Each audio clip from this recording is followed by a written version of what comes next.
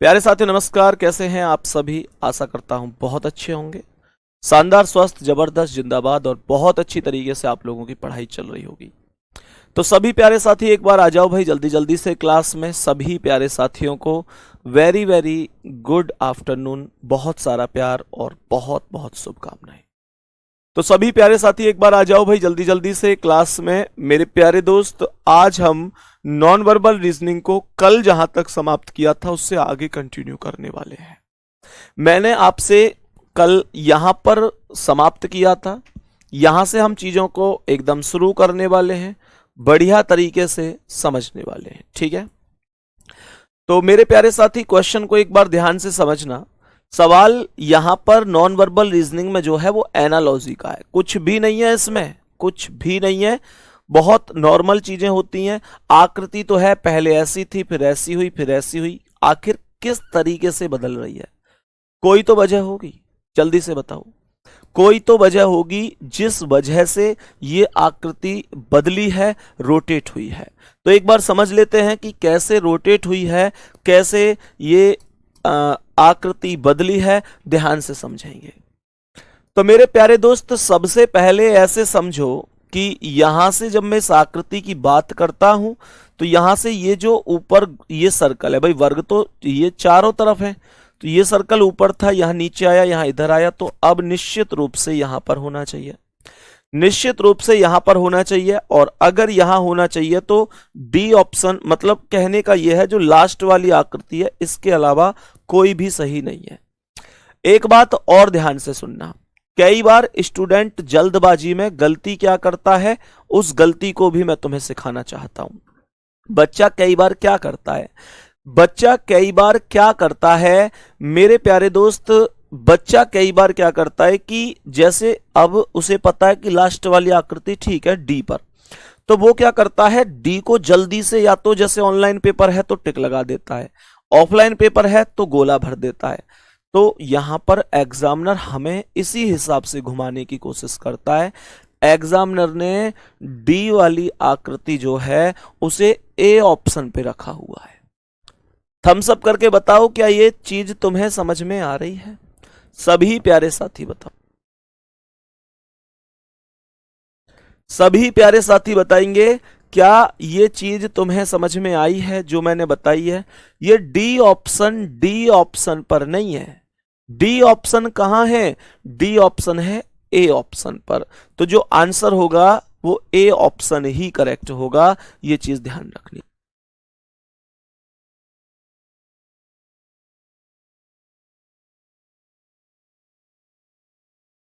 अब हम आगे बढ़ते हैं, क्या मेरी आवाज आ रही है चेक करना। नेक्स्ट क्वेश्चन पर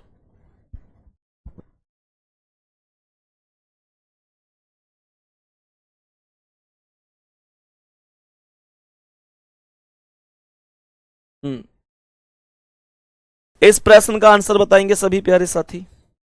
सभी प्यारे साथी एक बार बताएंगे कि इस प्रश्न का करेक्ट आंसर क्या होगा। हाँ भाई, तो यहां पर ध्यान से समझना। सबसे पहले अगर मैं यहां पर ध्यान से समझू, इसने कहा है कौन सा मतलब आकृति आएगी, ऐसे क्वेश्चन यहां पर समझ रहा है। चार ऑप्शन दिए और कह रहा है आगे दिए गए चार चित्रों की श्रृंखला में आने वाली सही चित्र का चयन करना है। यहां पर सबसे पहले ऐसे समझो कि मेरे प्यारे साथी जो सर्कल है वो यहां ऊपर राइट हैंड पर है, यहां नीचे आ गया, यहां और इधर खिसका लेफ्ट चला गया, यहां ऊपर चला गया। तो अब जो सर्कल होना चाहिए वो यहां राइट हैंड पर होना चाहिए। तो यहां पर राइट पर नहीं है, नहीं है तो ये सी वाला सही बैठ रहा है, लेकिन सी वाले को ए ऑप्शन पर रखा गया है। सी वाले को ए ऑप्शन पर रखा गया है। क्या ये चीज हमें समझ में आई है?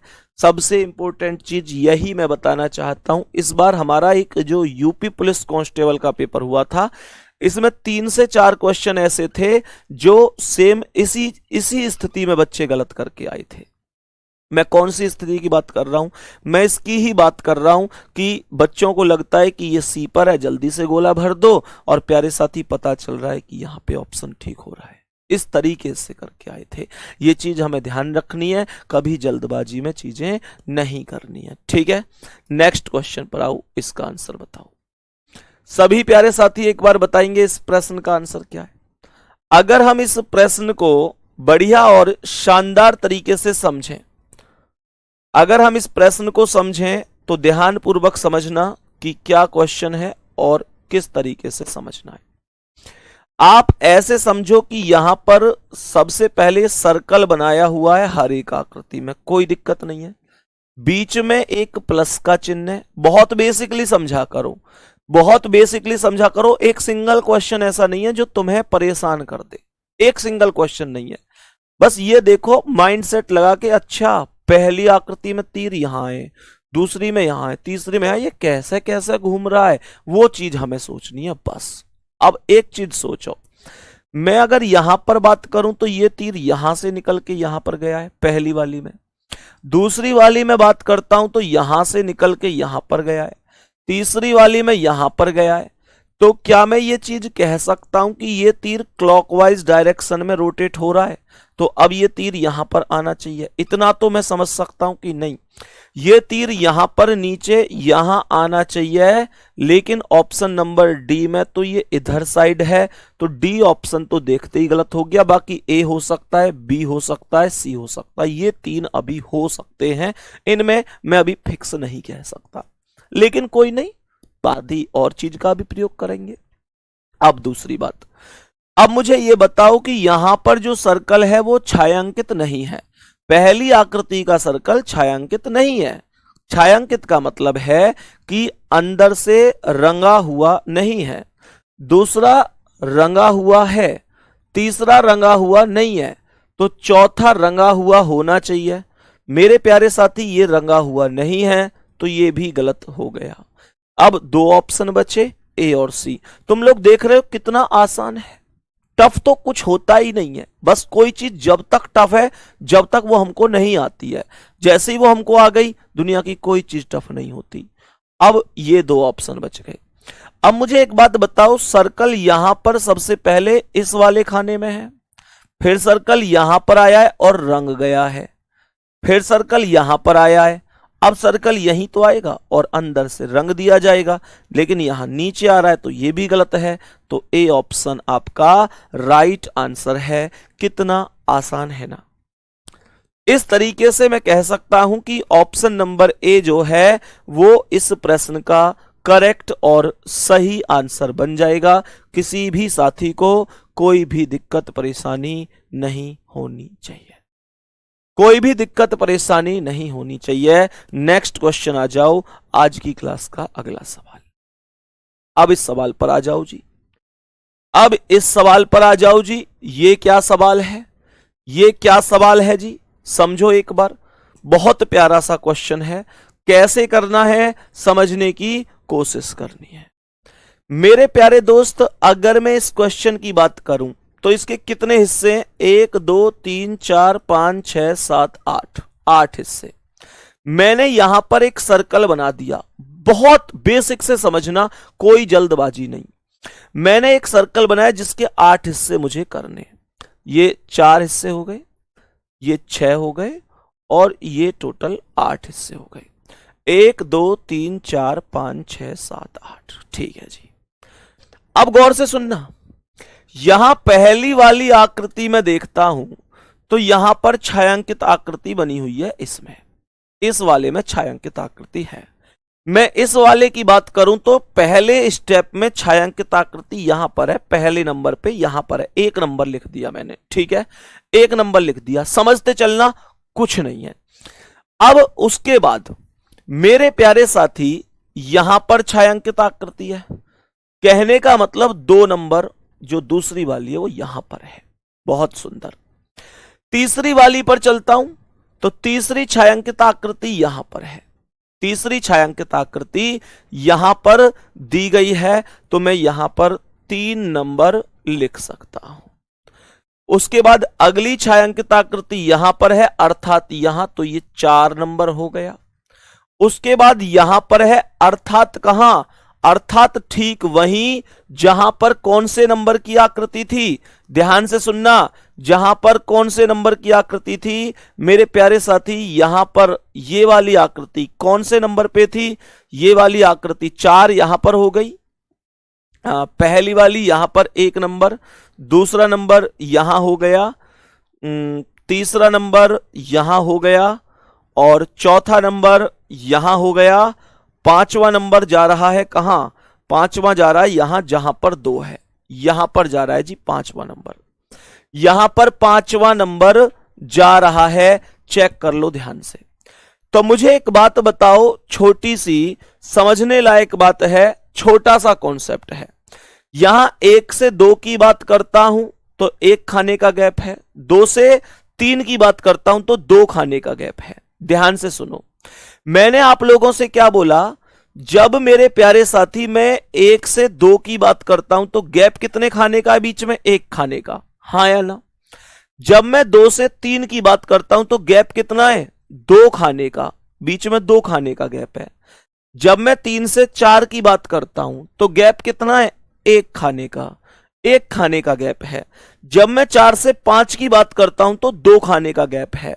गुड्डा एक बार थम्स अप करके यूं बताओ तुम्हें मेरी बात समझ में आ रही है। जब 1 नंबर से 2 नंबर आया तो बीच में 1 खाने का गैप, 2 से 3 आया तो 2 खाने का गैप, 3 से 4 आया तो 1 खाने का गैप, 4 से 5 आया तो 2 खाने का गैप। इसने तो सीधा सीधा सीक्वेंस बना रखा है, एक बार 1 का गैप करता है, एक बार 2 का गैप करता है।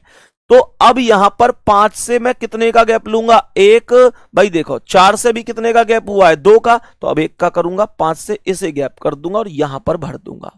तो यहां पर जहां भी मेरा आंसर आ रहा होगा वही ऑप्शन सही है, 6 नंबर वाला आकृति यहां पर छायांकित होनी चाहिए, यहां पर आकृति छायांकित होनी चाहिए।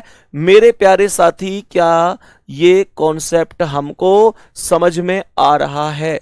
सभी प्यारे साथी बताएंगे क्या ये कॉन्सेप्ट समझ में आया। तो यहां पर जैसे ही 6 होगा तो ये बी पर है, और बी वाला ऑप्शन कहां पर दिया है, डी वाले ऑप्शन में दिया है, लास्ट वाले ऑप्शन में दिया है, और यही क्वेश्चन का क्या हो जाएगा आंसर, ये वाला ऑप्शन सबसे लास्ट वाला सही है। बी वाला कहां पर है, डी वाले पर। बोलो एक बार ये क्वेश्चन समझ में आया कि नहीं, बोल दो क्या ये क्वेश्चन समझ में आ चुका है। क्वेश्चन में कुछ भी खास नहीं होता, मैंने कहा ना क्वेश्चन टफ वो होते हैं जो वर्बल रीजनिंग के होते हैं, जिनमें लैंग्वेज होती है, भैया पूर्व की ओर इतना चला, पश्चिम की ओर मुड़ा, भैया ए बी का पिता है, ब्लड रिलेशन हो गए, कोडिंग डिकोडिंग हो गई, सिटिंग अरेंजमेंट हो गया, 8 व्यक्ति एक गोले में केंद्र की ओर बैठे हैं, फिर सिर में दर्द करो, बताओ कैसे कैसे बैठे हैं, कौन किसके दाएं कौन किसके बाएं, वेन डायग्राम, कथन निष्कर्ष, पूर्व धारणा, है ना। इसके अलावा डिसीजन मेकिंग, हमारा क्लॉक है, कैलेंडर है, डायरेक्शन है, डाइस है। मेरे प्यारे दोस्त इसमें क्या है, ये तो कुछ है ही नहीं, बहुत आसान है। ठीक है, ऐसे कर सकते हैं। नेक्स्ट क्वेश्चन पे आ जाओ। इस वाले क्वेश्चन को समझते हैं एक बार कि ये वाला क्वेश्चन क्या है। बहुत ध्यान से समझोगे, बहुत ध्यान से समझना। यहां पर ऐसे क्वेश्चन को इस कॉन्सेप्ट से सॉल्व कर दो।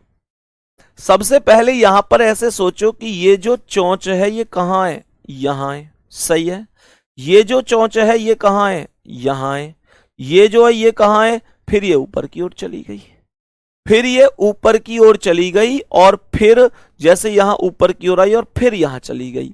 यहां पर क्वेश्चन क्या कह रहा है, क्वेश्चन कह रहा है कौन सी आकृति है जो इसे पूर्ण कर देगी, कौन सी आकृति है जो इसे पूरी तरीके से पूर्ण कर देगी। यहां पर रोटेशन इस हिसाब से क्यों घुमाया गया है, समझने लायक बात है मेरे प्यारे साथी। यहां से ऐसे, और मतलब ऐसे मुंह था, फिर ऐसे क्लॉकवाइज, फिर ऐसे, फिर ऐसे क्लॉकवाइज। अब ध्यान से सुनना, ये जो क्वेश्चन है, इस क्वेश्चन में आपने देखा होगा कि यार जो सिस्टम लगाया हुआ है वो थोड़ा सा ऐसा है जो समझ से बाहर चला गया। कैसे, यहां चोंच इधर साइड है ये, उसके बाद नीचे ये, तो यहां से घूम के अब यहां चोंच होनी चाहिए थी, लेकिन ये चोंच कहाँ है, ऊपर है, तो इसका मतलब यहां से डायरेक्ट यहां कैसे, ये समझ में नहीं आया।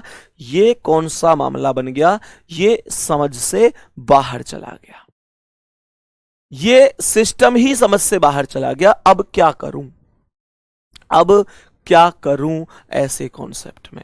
तो मेरे प्यारे दोस्त, ऐसे में हम क्या कर सकते हैं, किस तरीके से करेंगे, बहुत गौर से सुनो। ऐसे कॉन्सेप्ट में हम लगाते हैं ओवरलैप कॉन्सेप्ट, इसका संबंध इससे और इसका इससे, एकांतर श्रृंखला हम इसे बोलते हैं। ध्यान से सुनना कैसे। जो पहले वाले का रिलेशन में इससे निकाल रहा हूं तीसरे से, तो इसकी चोंच कहां है, लेफ्ट में, और इसकी कहां है, ऊपर। तो इसका मतलब ये क्लॉकवाइज घुमा है, कितना क्लॉकवाइज घुमा है, 90 डिग्री। बोलो हाँ या ना, क्लॉकवाइज घुमाए 90 डिग्री। बहुत बढ़िया जी, बहुत शानदार। अब दूसरे वाले की तुलना चौथे से करते हैं। तो मेरे प्यारे साथी, ये कहां था, नीचे, और ये कहां है, इधर। ये भी क्लॉकवाइज घुमाए 90 डिग्री। बहुत शानदार कॉन्सेप्ट है। अल्टरनेट लॉजिक में, एकांतर श्रृंखला में क्लॉकवाइज 90 डिग्री का इसने रोटेशन किया हुआ है ना, 90 डिग्री का इसने रोटेशन किया हुआ है। तो अब क्वेश्चन मार्क को कैसे निकालूंगा, जब इसका संबंध इससे था तो इसका क्वेश्चन मार्क से होगा।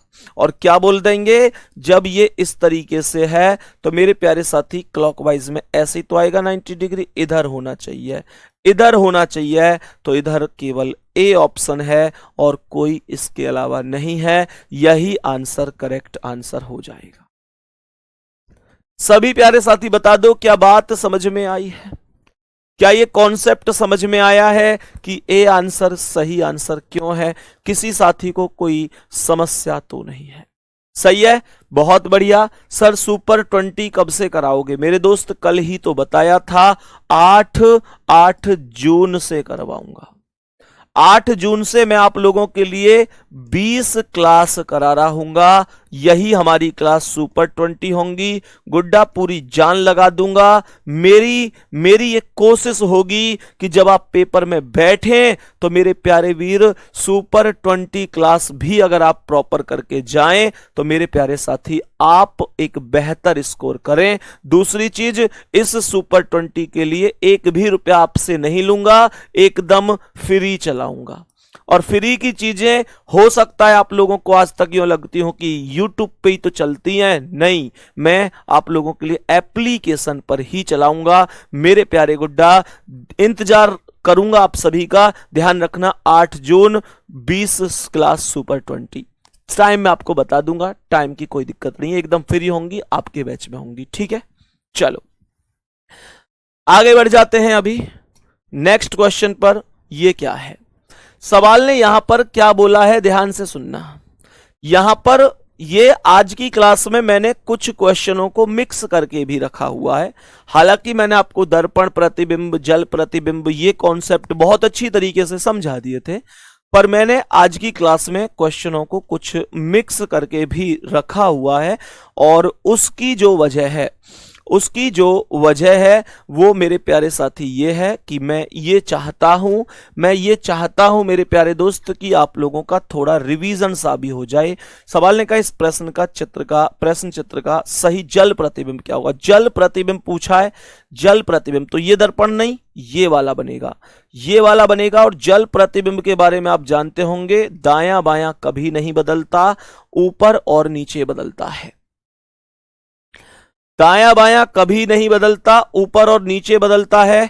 तो मेरे प्यारे दोस्त, सबसे पहले तो ऐसे समझ लो कि ये जो ट्राइंगल इस लाइन से ऊपर है, ये इस लाइन से नीचे आएगा, और जो ट्राइंगल की चोंच ऊपर है वो नीचे हो जाएगी। ट्राइंगल नीचे आना चाहिए, यहां ट्राइंगल नीचे आया है पर चोंच ऊपर ही है, गलत हो गया। यहां ट्राइंगल नीचे आया, बहुत सुंदर, नीचे आया, चोंच नीचे, बहुत सुंदर, और ये भी बहुत सुंदर। तो ये 3 अभी बरकरार है। उसके बाद आगे बढ़ते हैं, ये जो ट्राइंगल है, नीचे को चोंच है और लाइन से नीचे है, ये ऊपर जाएगा और चोंच ऊपर हो जाएगी, सही है। इसकी चोंच ऊपर है, ये तो वैसे भी गलत है, ऊपर है, तो ये भी सही है। दूसरे कॉन्सेप्ट को समझो, जब इस लाइन की मैं बात करता हूं तो यहां पर एक सर्कल दिया गया है ऐसे अंदर से रंगा हुआ, तो ये नीचे आ जाएगा और यहां पर दिखाई देगा, यहां पर दिखाई देगा। लेकिन अगर ये इस लाइन के लेफ्ट में है तो लेफ्ट में ही दिखाई देगा।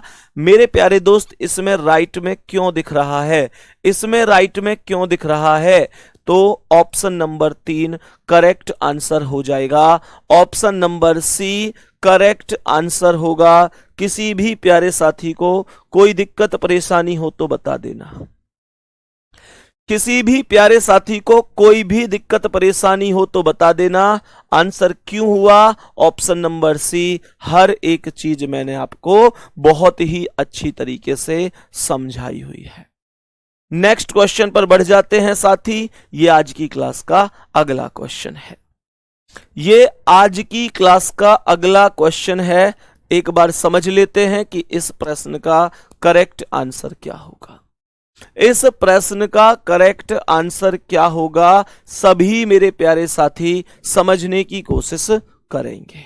ध्यान से समझो भाई, बताओ जल्दी से। जल प्रतिबिंब ही बताना है इसका भी।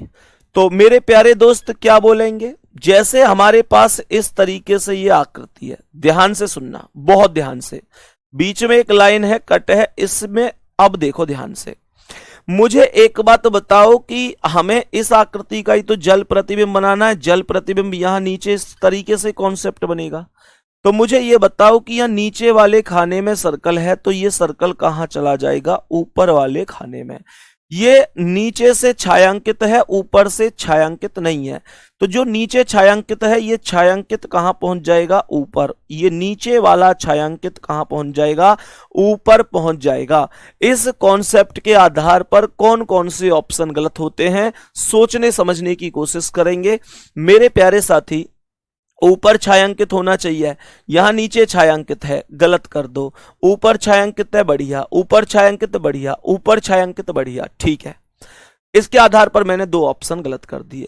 ये जो गुणा का चिन्ह है ये ऊपर से कहां आ जाएगा, नीचे। और एक बात ध्यान रखना, अगर ये इस आकृति के लेफ्ट साइड में है तो लेफ्ट साइड में ही रहेगा, क्योंकि राइट लेफ्ट पर जल प्रतिबिंब में कोई प्रभाव नहीं पड़ता।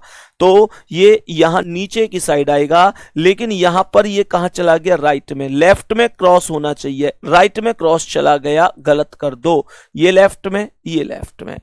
2 कॉन्सेप्ट मात्र मैंने इस बात के आधार पर गलत कर दिए हैं। इस चीज में किसी साथी को कोई दिक्कत नहीं होनी चाहिए। और मेरे प्यारे साथी, लास्ट कॉन्सेप्ट बचा ये। तो ये जो यहां पर वर्ग है ये भी कहां आ जाएगा, नीचे आ जाएगा।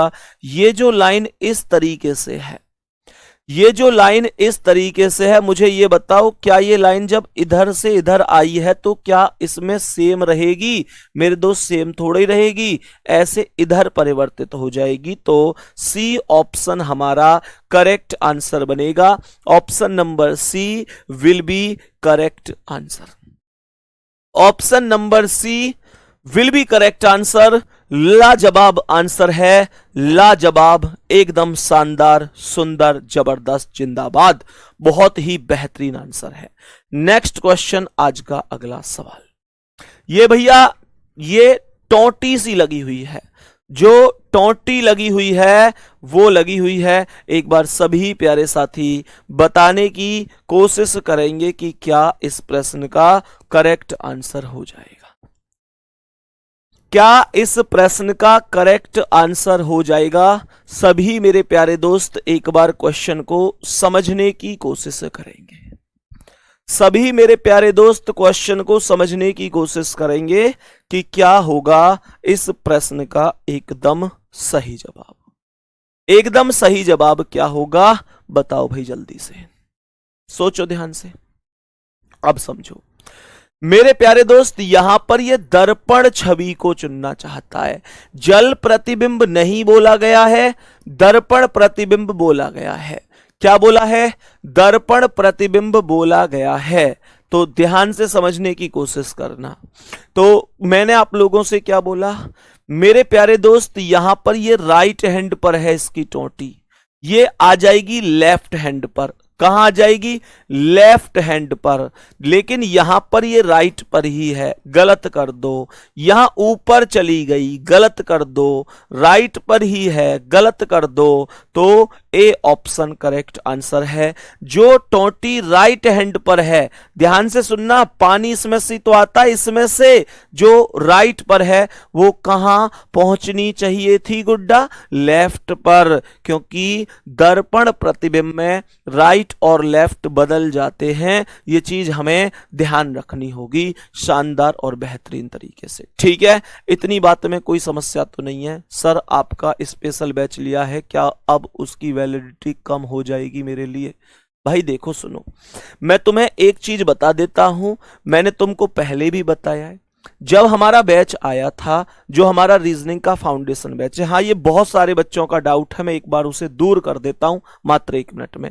मेरे प्यारे दोस्त, जितने भी प्यारे साथी रीजनिंग का स्पेशल फाउंडेशन बैच लेना चाहते हैं, या तुम्हारे कोई दोस्त या कोई मित्र या कोई भाई बंधु लेना चाहते हैं और इस चीज को सोच रहे हैं कि जब हमारा बैच आया था तो वो बैच लगभग, मतलब जो हमने डेमो लिया था वो 26, 27, 28 तारीख में लिया था। कहने का मतलब यह है कि लगभग बैच को चलते हुए 2 महीने के करीब जैसे हो गए, जैसे करीब 2 माह के करीब बैच को चलते हुए हो गए। तो हमने कहा था कि भाई 1 साल की वैलिडिटी रहेगी। तो कुछ बच्चों का ये डाउट है कि भैया अगर अब हम उस बैच को लें, हम उस बैच को अब लें तो क्या हमारी वैलिडिटी 10 महीने की ही बची है, क्योंकि 2 महीने तो निकल चुके हैं? नहीं मेरे प्यारे दोस्त, आपकी वैलिडिटी जिस दिन आप बैच लेंगे उस दिन से काउंट होगी। कहने का मतलब यह है कि अगर आपने बैच आज लिया तो मेरे प्यारे साथी आज की वैलिडिटी से आपकी वैलिडिटी काउंट की जाएगी। कहने का मतलब यह हुआ, इस चीज से कोई फर्क नहीं है कि बैच कब आया था। क्यों? क्योंकि बैच में सारी रिकॉर्डेड क्लासें उपलब्ध हैं, जितना पढ़ाया है वो सब उपलब्ध है मेरे प्यारे दोस्त, वो सब कुछ हमने अभी उसमें उपलब्ध करा रखा है। ऐसा कुछ भी नहीं है कि कोई भी चीज ऐसी हो कि भैया कोई वो रिकॉर्डेड क्लास नहीं है, कि वो नहीं है। जितना मैंने एक एक शब्द पढ़ाया वो सब रिकॉर्डेड है और आप मल्टीपल टाइम जितनी बार चाहो उतनी बार देख सकते हो। ठीक है, तो कहने का मतलब ये हुआ मेरे प्यारे साथी कि जैसे आज है 8 मई 2024, तो अगर जैसे आपने आज बैच लिया तो आपकी वैलिडिटी 8 मई 2025 तक ही रहेगी। इससे कोई फर्क नहीं पड़ता कि बैच कब आया है, फर्क इससे पड़ता है आपने लिया कब है। आपकी वैलिडिटी आपको पूरी 1 साल मिलेगी गुड्डा। ठीक है, मैं समझ सकता हूं, डाउट आपको समझ में आ गया होगा। सर फाउंडेशन बैच कैसे ले सकते हैं? मेरे दोस्त, फाउंडेशन बैच लेने के लिए आप सीधा रोजगार विद अंकित एप्लीकेशन डाउनलोड करिए। जिन्होंने कर रखी अच्छी बात है, सीधा पेड क्लासेस जो ऑल कोर्स वाला जो फोल्डर है जिससे आपने ये वाला बैच भी परचेज किया था, आप उसी पर देखेंगे तो रीजनिंग फाउंडेशन बैच आपको मिलेगा, जिस पर मेरा फोटो लगा हुआ है। वहीं पर बाय नाउ का ऑप्शन आएगा। मात्र 499 रुपए में पूरी 1 साल की वैलिडिटी के लिए आपके पास वो बैच उपलब्ध हो जाएगा। आप उससे खुद पढ़ो, दोस्तों को पढ़ाओ, भाइयों बहनों को पढ़ाओ, किसी को पढ़ाओ। 1 साल की वैलिडिटी बहुत होती है। ठीक है, चलो मेरे प्यारे दोस्त, अब मैंने आप लोगों से कहा नेक्स्ट क्वेश्चन पर चलते हैं। मैं उम्मीद करता हूं अब आप लोग इसके रिगार्डिंग कोई भी कॉपी पेस्ट भी नहीं करेंगे और आपका डाउट भी एकदम समाप्त हो गया होगा। क्वेश्चन पर समझने की कोशिश करना, इस क्वेश्चन का आंसर क्या होगा। सभी प्यारे साथी एक बार समझेंगे इस प्रश्न का करेक्ट आंसर क्या है। यह प्रश्न भी दर्पण प्रतिबिंब को ही दर्शा रहा है। ए बी इस तरीके से लगा हुआ है। ए बी अगर ऐसे लगा होगा तो दर्पण है, ए बी अगर ऐसे लगा होगा तो जल है। यह ध्यान रखना है। तो राइट की चीजें लेफ्ट में, लेफ्ट की चीजें राइट में। मेरे प्यारे साथी, जो लेफ्ट साइड में तीर है वो कहां पहुंचेगा? ये जो लेफ्ट साइड में तीर है वो राइट साइड में पहुंचेगा। तो यहां पर लेफ्ट में ही रह गया, गलत। यहां राइट में है, यहां लेफ्ट में ही रह गया, गलत। ये ध्यान रखना है। दूसरी चीज यहां पर ऐसे समझो, जो ये पेन टाइप बने हुए हैं इनकी जो चोंच है वो राइट में है, तो वो कहां पहुंचेगी? लेफ्ट में। मेरे प्यारे साथी यहां लेफ्ट में पहुंच रही है और यहां लेफ्ट में पहुंच रही है, लेकिन ये जो तीर का चिन्ह है इसे देखो, ये पूरी तरीके से छायांकित नहीं है। ये अंदर से व्हाइट भी आपको दिख रहा होगा, ये पूरी तरीके से छायांकित नहीं है, तो सी ऑप्शन आपका राइट आंसर हो जाएगा। सी ऑप्शन आपका राइट आंसर हो जाएगा। सभी प्यारे साथी समझ सकते हैं, क्या ये चीज हमें बेहतर तरीके से समझ में आई है? मेरे प्यारे दोस्त, हमेशा आकृति ही आए ये कोई आवश्यक नहीं है, कभी कभी इस तरीके से लेटर भी आपको देखने को मिल सकते हैं, कभी कभी इस तरीके से आपको लेटर भी देखने को मिल सकते हैं। क्वेश्चन ने यहां पर कहा है CHIVALRY, इसका दर्पण छवि का चयन करना है कि इसकी दर्पण आकृति क्या बन सकती है। तो मेरे प्यारे दोस्त, आपको इस तरीके से ही तो दर्पण रखा हुआ है, तो सबसे पहले क्या होगा, ध्यान से समझेंगे मेरे प्यारे दोस्त। जो Y है वो रहेगा भाई, दर्पण के जो नजदीक है वही तो मेरे प्यारे साथी रहेगा। उसके बाद Y से शुरू होगा, लेकिन ये C से शुरू है, गलत हो गया। ये C से शुरू है, गलत हो गया। फिर R को ऐसे उल्टा कर दिया जाएगा, Y के बाद R उल्टा होगा, फिर L भी ऐसे ही उल्टा होगा, और A सेम रहेगा, V same, I same, H same, C को उल्टा कर दिया जाएगा। इस हिसाब से मैं चेक करूं तो कौन सा ऑप्शन सही है? YRL। यहां पर अब हम चेक करते हैं, ये यहां अगर मैं एक मिनट, सॉरी, थोड़ी सी मतलब ये कहना चाहूंगा, आप लोग ऐसे समझो, ये मैंने उल्टे लिख दिए। सबसे पहले ये Y है तो ये आएगा, उसके बाद ये R है तो ये उल्टा होकर ये आएगा, फिर L है ये आएगा, फिर A सेम रहेगा, फिर V ऐसे आएगा, I, फिर H और फिर C, ऐसे हमारा कॉन्सेप्ट रहेगा। तो मेरे प्यारे साथी, सबसे पहले हमने क्या कहा, सबसे पहले Y आया, यहां पर पहले C है, गलत हो गया। Y के बाद R, यहां भी है उल्टा, यहां भी है, यहां भी है, फिर L, लेकिन यहां R के बाद A है तो ये भी गलत है। उसके बाद मेरे प्यारे साथी, L के बाद क्या आएगा? A आएगा, L के बाद ये A है, यहां L के बाद V है तो ये भी गलत है। B ऑप्शन इस हिसाब से आपका राइट आंसर हो सकता है, ऑप्शन नंबर B। उम्मीद करता हूं सभी प्यारे साथी बेहतर तरीके से चीजों को समझे होंगे, जाने होंगे, क्वेश्चन में कोई दिक्कत आपको नहीं हुई होगी। नेक्स्ट क्वेश्चन आ जाओ। इसे कैसे करोगे गुड्डा? दर्पण प्रतिबिंब को दर्शाता है जब दर्पण शब्द के नीचे क्षैतिज रूप से रखा जाता है। यह बहुत ही इंपॉर्टेंट तथ्य है, गौर से सुनना। सवाल ने बोला है कि दर्पण के नीचे क्षैतिज रूप से रखा जाता है। मेरे प्यारे साथी, ये क्षैतिज कॉन्सेप्ट क्या है? क्षैतिज कॉन्सेप्ट का अर्थ क्या है? क्षैतिज होता है जब इस प्रकार से दर्पण होता है। क्षैतिज का अर्थ हमेशा ध्यान रखना, क्षैतिज का अर्थ लिख लो ब्रैकेट में, क्षैतिज का अर्थ होता है जल प्रतिबिंब।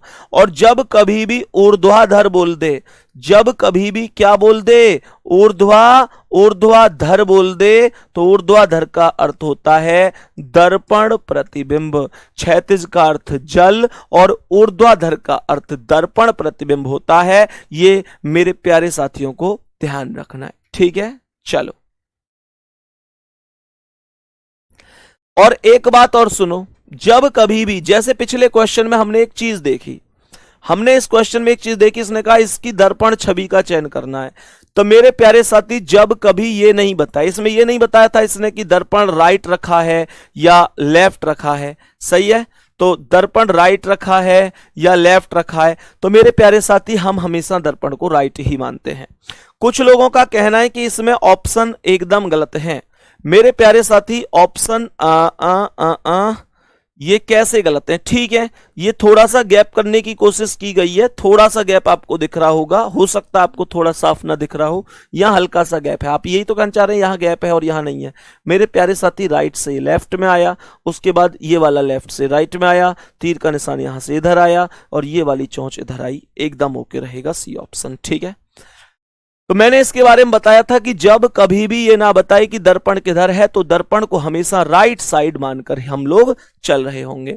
यहां पर जल प्रतिबिंब बताना, इसका मतलब ये हुआ। तो सबसे पहले मेरे प्यारे साथी क्या रहेगा, सबसे पहले ये जो P है यही आएगा, इस तरीके से दिखाई देगा और ऑप्शन नंबर लास्ट वाला करेक्ट आंसर बन जाएगा। क्योंकि बाकी तो सारे के सारे ऑप्शन ई से शुरू हैं और ई को उल्टा कर रहे हैं, तो ई को तो ये दर्पण प्रतिबिंब में शो करना चाहते हैं, तो आंसर क्या बनेगा, सबसे लास्ट वाला ऑप्शन करेक्ट आंसर होगा। और इसे ऐसे समझ सकते हैं कि कभी भी हमेशा ध्यान रखना, जल प्रतिबिंब में अगर पहले पी है तो पी आएगा, फिर ओ है तो ओ आएगा, एस है तो एस आएगा, आई है तो आई, टी है तो टी। बस अंतर क्या होता है मेरे प्यारे साथी, ऊपर और नीचे की स्थितियां बदल जाती हैं। ठीक है, नेक्स्ट क्वेश्चन पर आ जाओ। अगला सवाल क्या है, इसे ध्यान से समझते हैं और बहुत प्यार से समझते हैं कि इसका आंसर क्या हो सकता है। सभी प्यारे साथी बताएंगे भाई इस प्रश्न का करेक्ट आंसर क्या है। क्वेश्चन ने यहां पर हमसे कहा है कि जो ये वाली आकृति है, जो ये वाली आकृति है, ये कौन से ऑप्शन में एकदम सही दिखाई दे रही है। ये ऊपर जो आकृति दी गई है, ये कौन से ऑप्शन में बढ़िया तरीके से दिखाई दे रही है, वो आकृति हमको यहां पर बतानी है। तो हमने कहा कि यहां पर एक ट्राइंगल हो, यहां पर एक ट्राइंगल हो। ट्राइंगल की बात करता हूं तो यहां लास्ट वाले में चेक कर लो, ये रहा ट्राइंगल। ठीक है मेरे प्यारे दोस्त, अगर मैं उसके बाद एक लाइन, दो लाइन, तीन लाइन चेक करूं तो एक लाइन, दो लाइन, तीन लाइन, एक लाइन, दो लाइन, तीन लाइन, एक लाइन, दो लाइन, तीन लाइन, करेक्ट बन गया डी वाले में।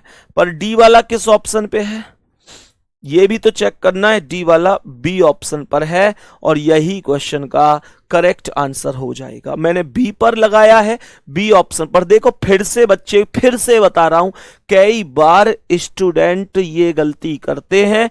स्टूडेंट को क्या लगता है कि डी वाला सही है, वो डायरेक्ट पेपर में डी वाले कॉलम को इतनी देर में OMR सीट में भर देता है। मेरे भाई ये भी तो चेक करो कि ऑप्शन तो नीचे वाले हैं और जो डी वाली आकृति है उसे ऑप्शन नंबर कहां रखा गया है, बी पर रखा गया है। ये चीज please please bar bar request कर रहा हूं, जल्दबाजी में गलत मत कर देना। नेक्स्ट क्वेश्चन पर आ जाओ, इसे ढूंढो एक बार, कहां पर यह आकृति हमें अंतर्निहित होकर स्पष्ट रूप से दिखाई दे रही है। कहां पर यह आकृति हमें अंतर्निहित होकर स्पष्ट रूप से दिखाई दे रही है। तो सबसे पहले जो ये सीधी लाइन है, ये वाली जो ये सीधी लाइन है, वो तो यहां पर भी दिखाई दे रही है। उसके बाद ये ऊपर लाइन और ये इधर, तो यहां से ये ऊपर तो ये गई और ये इधर ये आई, ऐसे भी कह सकता हूं। लेकिन ये जो नीचे लाइन है वो ऐसे यहां से ये नहीं आ रही और आ भी रही है, तो इसके बाद ये सीधी लाइन ऐसे नहीं जा रही। तो पहला ऑप्शन करेक्ट नहीं हो सकता, पहला ऑप्शन करेक्ट नहीं हो सकता। और इसमें कोई सीधी लाइन बीच में है नहीं, इस वाले में है, इसे चेक कर लेता हूं। उसके बाद ऊपर ये वाली स्थिति, फिर इधर ये वाली स्थिति, फिर इधर नीचे इस कोने से ये वाली स्थिति, लेकिन अब इधर साइड यहां भी कोई नहीं, तो ये भी ठीक नहीं है। यहां पर अब चेक करते हैं इसे, बीच वाली लाइन यहां पर ये रही मौजूद, उसके बाद ये ऊपर यहां से ऐसे ये और फिर नीचे ये वाला कोना और ये, तो एकदम करेक्ट है भाई लास्ट वाला ऑप्शन, डी ऑप्शन। अब इसमें अलग से कोई भी ऑप्शन नहीं दिए, तो इसमें डी वाला ऑप्शन ही करेक्ट रहेगा, क्योंकि अलग से कोई भी ऑप्शन यहां पर ज्ञात नहीं है, तो हमें कोई भी आवश्यकता नहीं है किसी भी तरीके से। नेक्स्ट क्वेश्चन आपके सामने है, मेरे प्यारे साथी समझेंगे कि इसका करेक्ट आंसर क्या होगा।